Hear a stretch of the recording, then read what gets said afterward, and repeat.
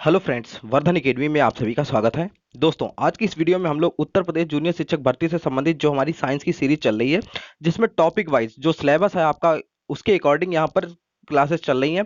और आज हम लोगों की ये तीसरी क्लास है साइंस की, ठीक है।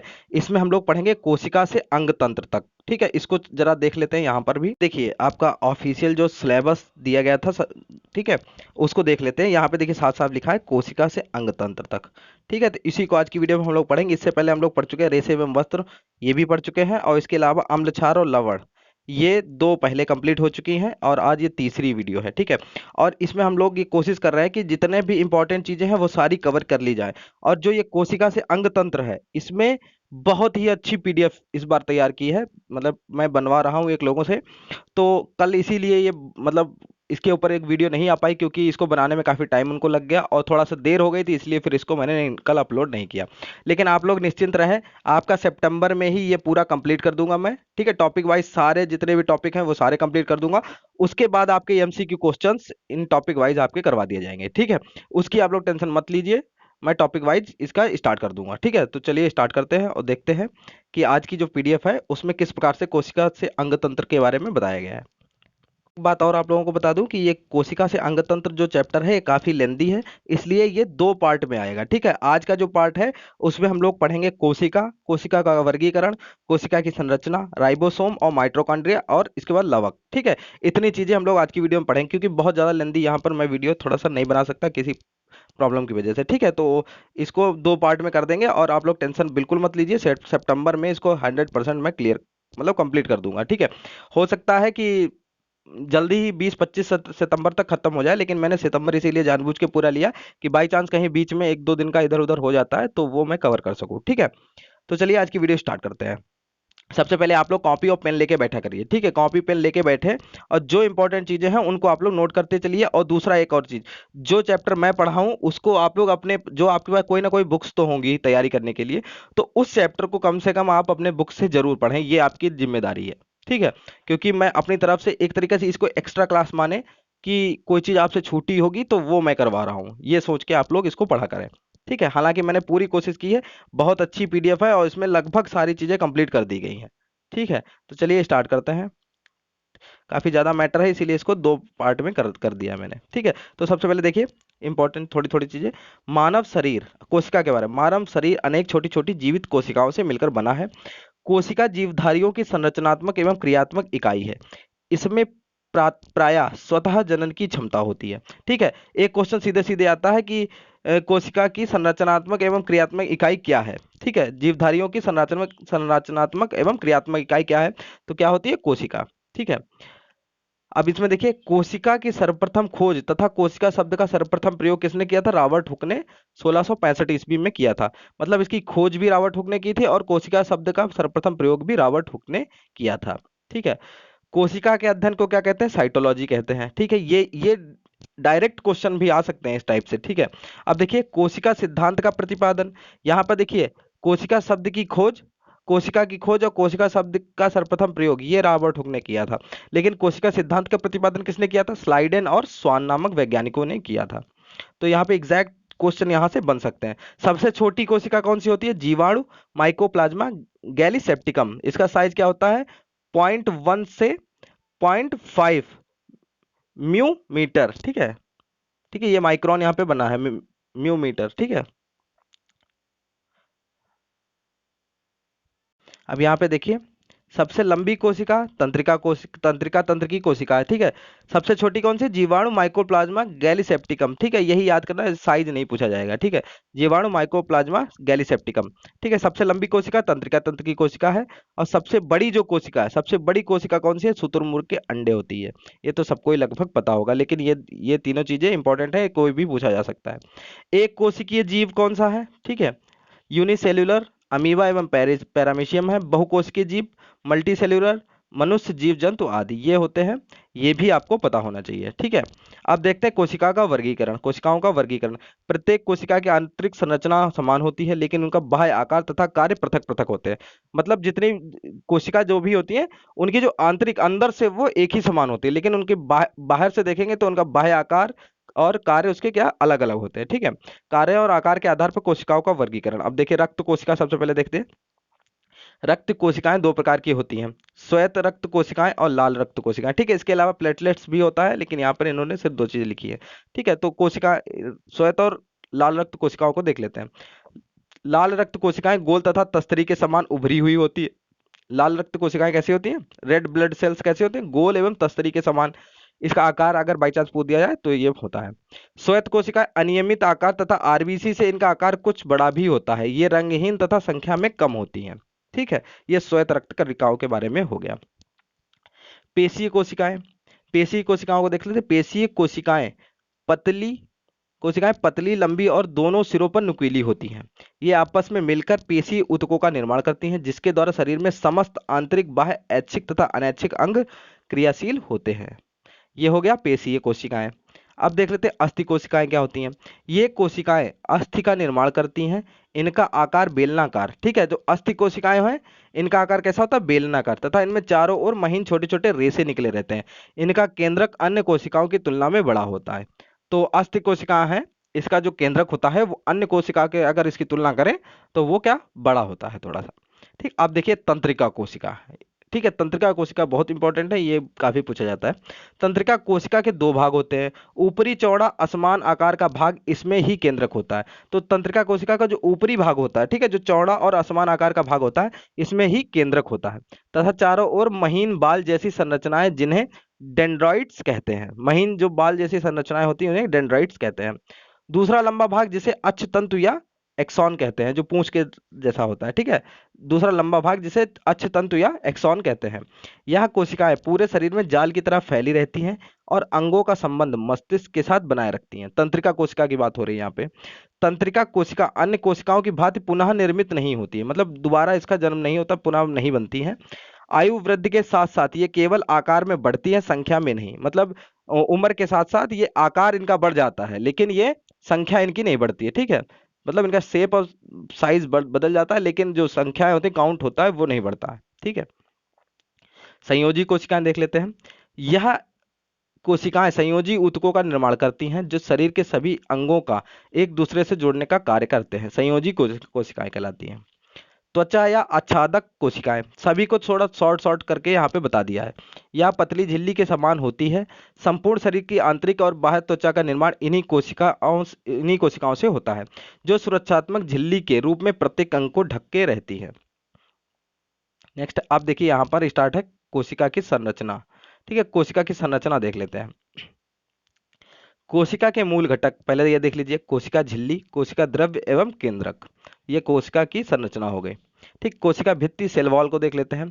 पहले कोशिका से भित्ति, ठीक है, सेल वॉल के बारे में। कोशिका भित्ति कोशिका की पतली दोहरी झिल्ली है, जो कोशिका के आंतरिक भागों की रक्षा करती है। ठीक है, कोशिका के आंतरिक भागों की रक्षा करती है। कोशिका भित्ति केवल पादप कोशिकाओं में पाई जाती है। तो कोशिका भित्ति जो है वो सिर्फ पेड़ पौधों, मतलब पादप कोशिकाओं में ही पाई जाती है, या जंतु कोशिका में नहीं होती। मतलब ये मनुष्यों और जो जीव जंतु हैं उनमें नहीं पाई जाती है। ठीक है, तो ये भी क्वेश्चन एक बनता है कि कोशिका भित्ति किस में पाई जाती है। तो इस तरीके से आ सकता है कि जीव जंतुओं में, दूसरा होगा पादप कोशिकाओं में, और तीसरा होगा कि दोनों में, या फिर चौथा होगा इनमें से कोई नहीं। तो ये सिर्फ होता है किसमें? पादप कोशिकाओं में पाई जाती है। इस तरीके से आप लोग ये चीज समझने की कोशिश करें कि इसमें कम से कम इस पीडीएफ में मुझे ये लग रहा है कि 20 से 25 क्वेश्चन बन सकते हैं डायरेक्ट डायरेक्ट। मतलब 25 के 25 आ थोड़ी ना जाएंगे, लेकिन एक मतलब क्वेश्चन सीधे सीधे बनाए जा सकते हैं। ठीक है, अब कोशिका झिल्ली के बारे में, सेल मेम्ब्रेन के बारे में देख लेते हैं। कोशिका के सभी अवयव एक पतली झिल्ली के द्वारा घिरे रहते हैं। इस झिल्ली को कोशिका झिल्ली कहते हैं। यह अर्ध पारगम्य होती है। इसका मुख्य कार्य कोशिका के अंदर तथा बाहर आने जाने वाले पदार्थों का निर्धारण करना है। यह जंतु एवं पादप दोनों की कोशिकाओं में पाई जाती है। ठीक है, जंतु एवं पादप, जो कोशिका झिल्ली है ये सेल मेम्ब्रेन दोनों में पाई जाती है। ठीक है, यह अर्धपारगम्य में होती है। जो चीजें जानी होती है बस वही चीजें अंदर जा सकती हैं। ठीक है, जीव द्रव्य, प्रोटोप्लाज्म देख लेते हैं। इसमें भी कुछ क्वेश्चन सीधे सीधे बन सकते हैं। ठीक है, जीव द्रव्य का नामकरण किसने किया था? पुरकिंजे के द्वारा किया गया था। यह एक तरल, गाढ़ा, रंगहीन, पारभासी, लसलसा, वजन युक्त पदार्थ है। जीव की सारी जैविक क्रियाएं इसी के द्वारा होती हैं। इसके दो भाग होते हैं। जीवों की जितनी जैविक क्रियाएं होती हैं वो जीव द्रव्य के द्वारा ही होती हैं। कोशिका द्रव्य, इसके दो भाग होते हैं। एक कोशिका द्रव्य, इसको देख लेते हैं। फिर केंद्रक द्रव्य। पहले साइटोप्लाज्म देख लेते हैं। यह कोशिका में केंद्रक एवं कोशिका झिल्ली के बीच रहता है। कहाँ पे रहता है? केंद्रक और कोशिका झिल्ली के बीच में। सभी कोशिकांग इसी में उपस्थित होते हैं, जैसे माइटोकॉन्ड्रिया, गोल्गी काया, राइबोसोम आदि। ये कहाँ रहते हैं? कोशिका द्रव्य में ही रहते हैं। फिर केंद्रक द्रव्य न्यूक्लियोप्लाज्म में, यह कोशिका में केंद्रक के अंदर रहता है, केंद्रक के अंदर रहता है। इस द्रव्य में क्रोमोसोम और न्यूक्लियोलस उपस्थित होता है। ठीक है, केंद्रक द्रव्य। फिर हो गया, फिर अब देख लेते हैं कोशिका द्रव्य में पाए जाने वाले विभिन्न कोशिकांग। अब यहाँ पर भी देख लीजिए, अंतः प्रद्रव्य जालिका, एंडोप्लाज्मिक रेक्टिकुलम। ठीक है, कहीं कहीं पे ई और आर लिख दिया है, ई आर का मतलब यही होगा, एंडोप्लाज्मिक रेक्टिकुलम। ठीक है, ये याद रखिएगा।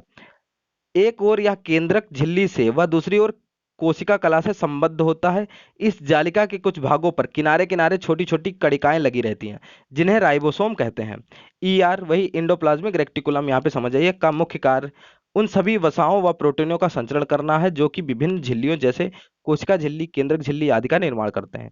ठीक है, तो इसमें एंडोप्लाज्मिक रेक्टिकुलम का क्या कार्य है? वसाओं व प्रोटीनों का संचरण करना, जो विभिन्न झिल्लियों, किन किन किन झिल्लियों में? कोशिका झिल्ली, केंद्रक झिल्ली आदि का निर्माण करते हैं।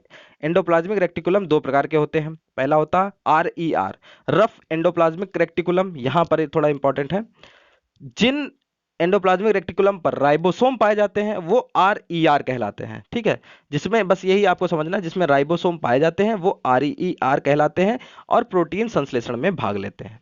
ठीक, अब इसके बाद S E R, soft endoplasmic reticulum. इसमें क्या होता है? जिन एंडोप्लाज्मिक रेक्टिकुलम पर राइबोसोम नहीं पाए जाते हैं, यह वसा के संश्लेषण में भाग लेता है।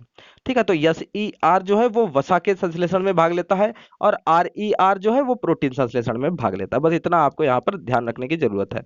एस ई आर में राइबोसोम नहीं होते हैं, आर ई आर में राइबोसोम पाए जाते हैं। ठीक है, अब देखते हैं तारक काय से सेंट्रोसोम को देख लेते हैं। इनकी खोज किसने की थी? तारककाय सेंट्रोसोम की खोज किसने की थी? बोवेरी ने की थी। यह केवल जंतु कोशिका में पाया जाता है। यह भी एक क्वेश्चन है कि तारककाय किस में पाया जाता है? जंतु कोशिका में पाया जाता है।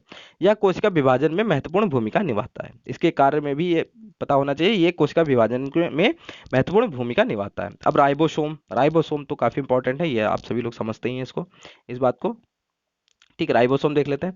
सर्वप्रथम रॉबिन्सन एवं ब्राउन ने 1953 में पादप कोशिका में तथा जीई पैलाडे ने 1955 में जंतु कोशिका में राइबोसोम के देखा। ठीक है, तो पादप में किसने देखा और जंतु में किसने देखा? दोनों चीजें यहां पर हैं। रॉबर्ट ने 1958 में इसका नामकरण किया। यह राइबोन्यूक्लिक एसिड आरएनए नामक अम्ल व प्रोटीन की बनी होती है। यह प्रोटीन संश्लेषण के लिए उपर्युक्त स्थान प्रदान करती है, इसलिए इसे प्रोटीन की फैक्ट्री भी कहा जाता है। राइबोसोम को क्या कहा जाता है? प्रोटीन की फैक्ट्री। इस टाइप के क्वेश्चंस डायरेक्ट पूछे जाते हैं। ठीक है, कि प्रोटीन की फैक्ट्री किसे कहा जाता है? तो प्रोटीन की फैक्ट्री राइबोसोम को कहा जाता है। नोट में लिखा, स्तनी के लाल रुधिर कण आरबीसी राइबोसोम एवं एंडोप्लाज्मिक रेक्टिकुलम नहीं पाया जाता है। स्तनी मतलब स्तनधारी जो जीव होते हैं। ठीक है, स्तनधारियों में लाल रुधिर कण राइबोसोम एवं एंडोप्लाज्मिक रेक्टिकुलम नहीं पाया जाता है। आरबीसी के द्वारा प्रोटीन संश्लेषण नहीं होता है। ठीक है, प्रोटीन संश्लेषण होगा यहाँ पे, प्रोटीन संश्लेषण नहीं होता है। नेक्स्ट है माइटोकॉन्ड्रिया। माइटोकॉन्ड्रिया देख लेते हैं। इसकी खोज अल्टमैन ने 1886 में की थी। बेंडा ने इसका माइटोकॉन्ड्रिया नाम दिया। यह कोशिका का श्वसन स्थल है। यह गतिशील पिंड है तथा अपना स्थान बदलने के साथ साथ आकृति भी बदलते हैं। कोशिका में इसकी संख्या निश्चित नहीं होती है। ऊर्जा युक्त कार्बनिक पदार्थों का ऑक्सीकरण, ठीक, ऑक्सीडेशन माइटोकॉन्ड्रिया में ही होता है। इसलिए माइटोकॉन्ड्रिया का कोशिका का शक्ति केंद्र या पावर हाउस कहते हैं। ठीक है, तथा इंजन भी कहते हैं। इंजन, पावर हाउस, शक्ति केंद्र जो भी आ जाए, ये माइटोकॉन्ड्रिया को ही कहते हैं। इसे यूकैरियोटिक कोशिकाओं के भीतर प्रोकैरियोटिक कोशिका माना जाता है। मतलब यूकैरियोटिक जो कोशिकाएं होने उसमें प्रोकैरियोटिक कोशिका माना जाता है। यह जीवाणु एवं नीली हरी शैवाल को छोड़कर सभी जीवित कोशिकाओं में पाया जाता है। तो किनको छोड़कर? जीवाणु एवं नीली हरी जो शैवाल होती है उनको छोड़कर सभी जीवित कोशिकाओं में पाया जाता है। गाल्जी का है, गाल्जी का, इसकी खोज कैमिलो गाल्जी नामक वैज्ञानिक ने की थी। यह सूक्ष्म नलिकाओं, ठीक है, ट्यूबुलस के समूह एवं थैलियों का बना होता है। इसे गाल्जी कॉम्प्लेक्स या गाल्जी उपकरण के नाम से भी जाना जाता है। इसकी क्रियात्मक इकाई को सिस्टर्नी कहते हैं। क्या कहते हैं? सिस्टर्नी। गाल्जी कॉम्प्लेक्स को कोशिकाओं के अणुओं का यातायात प्रबंधक भी कहते हैं। ठीक, यातायात प्रबंधक। ठीक है, फिर देखिए लाइसोसोम देख लेते हैं। इसकी खोज करता सभी पता होने चाहिए, डी डुवे नामक वैज्ञानिक ने की थी। यह सूक्ष्म गोल इकहरी झिल्ली से घिरी थैली होती है। इसमें बहुत से जल अपघटनीय एंजाइम पाए जाते हैं। लाइसोसोम की बात हो रही, जो अम्लीय माध्यम में कार्य करते हैं। इसका लाइसोसोम सबसे प्रमुख कार्य बाहरी पदार्थों का भक्षण एवं पाचन करना है। इसमें 24 प्रकार के एंजाइम पाए जाते हैं। इसमें इसे आत्मघाती थैलिया भी कहा जाता है। स्तनी की आरबीसी में लाइसोसोम नहीं पाए जाते, मतलब स्तनधारी जो होते हैं उनकी आरबीसी में लाइसोसोम नहीं पाए जाते हैं। नेक्स्ट है लवक, प्लास्टिड। प्लास्टिड यह केवल पादप कोशिकाओं में पाए जाते हैं। ठीक है, जंतु कोशिका में नहीं पाए जाते लवक। यह 3 प्रकार के होते हैं, हरित लवक, वर्णी लवक, अवर्णी लवक। ठीक है, हरित लवक क्लोरोप्लास्ट क्या होता है? यह हरे रंग का होता है क्योंकि इसमें हरे रंग का वर्णक क्लोरोफिल उपस्थित होता है। इसी की सहायता से पौधे प्रकाश संश्लेषण की क्रिया द्वारा भोजन का निर्माण करते हैं, इसलिए इसे पादप कोशिका की रसोई कहते हैं। क्या कहते हैं? रसोई। ठीक, रसोई कहते हैं। ठीक है, क्लोरोप्लास्ट हरित लवक।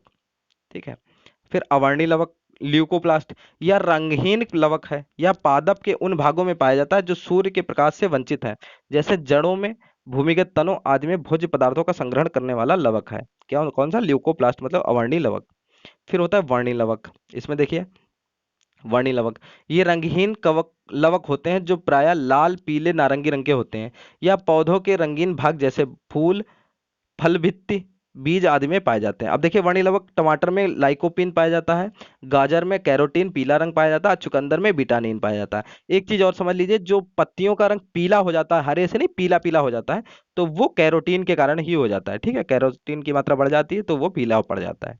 ठीक है, तो वर्णी लवक, अवर्णी लवक और हरित लवक तीनों यहाँ पे हो गए। अब रसधानी देख लेते हैं। ठीक है, यह कोशिका की निर्जीव रचना है। इसमें तरल पदार्थ भरा होता है। जंतु कोशिकाओं में अनेक व बहुत छोटी होती है, परंतु पादप कोशिकाओं में प्रायः बहुत बड़ी एवं केंद्र में स्थित होती है रसधानी। ठीक, अब देखिए केंद्रक, न्यूक्लियस, ये बहुत इंपॉर्टेंट है।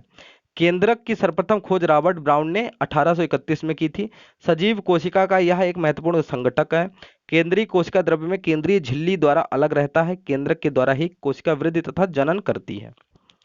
केंद्रक के द्वारा ही कोशिका कोशिका क्या करती है? वृद्धि और जनन करती है। केंद्रक ना हो तो वृद्धि और जनन नहीं कर सकती है। ठीक, क्रोमोसोम्स, केंद्रक के अंदर धागे के समान प्रोटीन की बनी संरचनाएं होती हैं जो महीन कणों के रूप में केंद्रक द्रव्य में फैली रहती हैं। इस समय इसे क्रोमेटिक कण कहते हैं। कोशिका विभाजन के समय या लंबे सूत्रों का रूप धारण कर लेते हैं। ठीक है, पहले तो इन्हें क्या क्रोमेटिक कण कहते हैं, लेकिन कोशिका विभाजन के समय या लंबे सूत्रों का रूप धारण कर लेते हैं, तब यह क्रोमोसोम्स या गुणसूत्र कहलाते हैं। ठीक है, प्रत्येक कोशिका में 23 जोड़े क्रोमोसोम्स होते हैं। ये ही नए जीव का स्वास्थ्य एवं विकास निर्धारित करते हैं। ठीक है, 23 जोड़े कह लो या 46 गुणसूत्र, ये या तो 46 गुणसूत्र पूछा जाता है या 23 जोड़े। ठीक है, क्रोमोसोम के अंदर अत्यंत महीन संरचनाएं पाई जाती हैं जिन्हें जीन्स कहते हैं। माता पिता के आनुवांशिक गुण इन्हीं सूत्रों द्वारा बच्चों में हस्तांतरित होते हैं, मतलब ट्रांसफर होते हैं। ठीक है, कोशिकाओं में गुणसूत्रों की संख्या निश्चित होती है, जैसे मानव में 23 जोड़ी होते हैं, चिंपांजी में 24 जोड़ा होते हैं, बंदर में 21 जोड़े होते हैं। ठीक है, ये आपको तीनों के पता होने चाहिए। प्रत्येक गुणसूत्र 2 क्रोमेटिड का बना होता है। दोनों क्रोमेटिड एक निश्चित स्थान पर एक दूसरे से जुड़े रहते हैं, जिन्हें सेंट्रोमियर कहते हैं। यह कोशिका विभाजन के समय केंद्र का काम करता है, अतः गुणसूत्रों की वंशागति का वाहक भी कहा जाता है इन्हें। क्रोमेटिन के अलावा केंद्रक में एक सघन गोल रचनाएं दिखलाई पड़ती हैं, इसे केंद्रिका या न्यूक्लियस कहते हैं। इसमें राइबोसोम के लिए आरएनए का संश्लेषण होता है। अब लास्ट में, अब देखिए बस यहीं तक आज की वीडियो में हम लोग रखेंगे। अब कल हम लोग पढ़ेंगे, कल जो इसके आगे क्या है उसमें देखिए क्या क्या है। डीएनए एवं आरएनए की संरचना है, समसूत्री विभाजन है, अर्धसूत्री विभाजन है, प्रोकैरियोटिक यूकैरियोटिक कोशिकाओं के बारे में है, ऊतक और अंगतंत्र है। ठीक है, इतनी चीजों को हम लोग कल पढ़ेंगे। और आज यहाँ लगभग 20 से 22 मिनट की वीडियो यहाँ पे कंप्लीट हो गई है, तो आज की वीडियो में सिर्फ इतना ही पढ़ेंगे। और एक और चीज है, कुछ लोगों ने मुझे सजेशन के रूप में करंट अफेयर के लिए भेजा है। एक लोगों ने मुझे कमेंट किया था कि सर डेली 10 क्वेश्चन कम से कम इसी प्रकार से मल्टीपल चॉइस मुझे करवा दीजिए, हम लोगों को करवा दीजिए। तो लगभग 200-300 क्वेश्चन तो परीक्षा से पहले 300-400 क्वेश्चन लगभग हो जाएंगे। ठीक है, लेकिन अगर आप लोग कहेंगे तो मैं टॉप 20 करवा सकता हूं, क्योंकि मैं बहुत ज्यादा नहीं करवा सकता, इसीलिए क्योंकि मैं चाहता तो हूं कि मैं और भी करवा सकूं, लेकिन टाइम का भी थोड़ा सा दिक्कत है। ठीक है, लेकिन 20 तो मैं करवा सकता हूँ, इससे ज़्यादा के नहीं। अगर डेली आप लोग कहें कि टॉप 20 करंट अफेयर के ऊपर बना के दीजिए, क्योंकि अगर 40 दिन भी कर लेंगे तो लगभग 800 क्वेश्चन आपके हो जाएंगे, ठीक है। तो काफ़ी अच्छी मात्रा में क्वेश्चन हो जाएंगे आपके, आपको बर्डन भी नहीं होगा और आसानी से आप लोग इसको कर भी सकते हैं। ठीक है, तो जैसा आपको लगे आप लोग कमेंट बॉक्स में बता दीजिएगा। ठीक है, तो दोस्तों आज की वीडियो में सिर्फ इतना ही, मिलते हैं अपनी नेक्स्ट वीडियो में, तब तक के लिए नमस्कार।